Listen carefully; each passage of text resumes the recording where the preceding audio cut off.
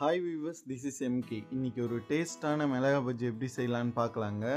உண்மையாகவே இந்த ஸ்நாக்ஸ் வந்து ரொம்பவும் ட்ரையாகவும் அதே நேரத்தில் வந்து சூப்பராகவும் இருந்ததுங்க. பஜ்ஜினாவே ரொம்ப எண்ணெய் குடிக்கும்.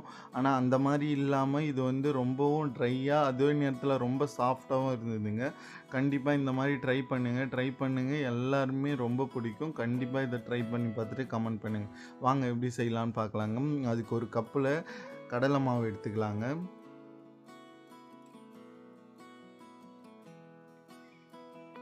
நெக்ஸ்ட்டு வந்து அதே கப்பில் ஒரு 1/4 கப்பு வந்து அரிசி மாவு எடுத்துக்கலாங்க.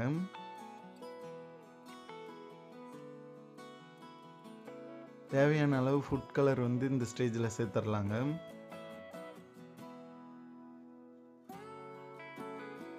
தேவையான அளவு உப்பும் வந்து இந்த ஸ்டேஜில் சேர்த்துடலாங்க.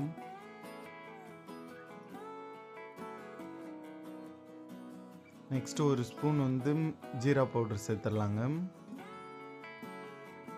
நெக்ஸ்ட்டு ஒரு ஸ்பூன் வந்து மல்லி பவுடர் சேர்த்துடலாங்க.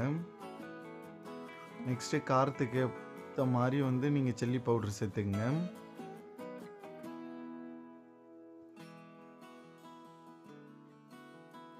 நெக்ஸ்ட்டு தேவையான அளவு தண்ணி சேர்த்துடலாங்க.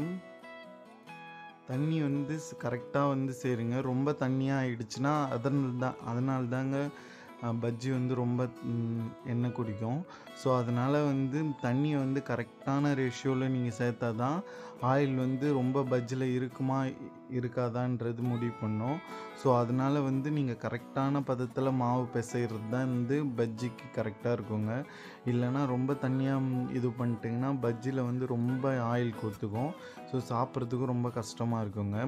ஸோ இந்த மாதிரி கரெக்டான ரேஷியோவில் வந்து மாவு வந்து நல்லா வந்து பிசைஞ்சு எடுத்துக்குங்க. நெக்ஸ்ட்டு மிளகாவை கட் பண்ணி வச்சுருக்குங்க. அதை வந்து அதில் வந்து லைட்டாக உப்பு சேர்த்துக்கலாங்க. இந்த மாதிரி சேர்த்து போடும்போது அது ஒரு டேஸ்ட் வந்து ரொம்ப ஆப்டாக இருக்குங்க. கண்டிப்பாக இந்த மாதிரி ட்ரை பண்ணுங்கள். அதோட சீட்லாம் வந்து நல்லா ரிமூவ் பண்ணுறங்க.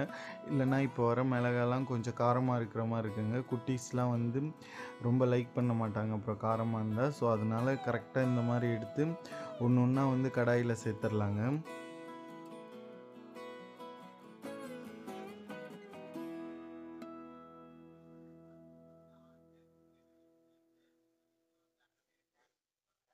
இந்த மாதிரி ஒரு பஜ்ஜா வந்து கடாயில் நல்லா சேர்த்து வேகட்டுங்க. வேகிறதுக்கு முன்னாடி வந்து திருப்பி விட வேணாம்.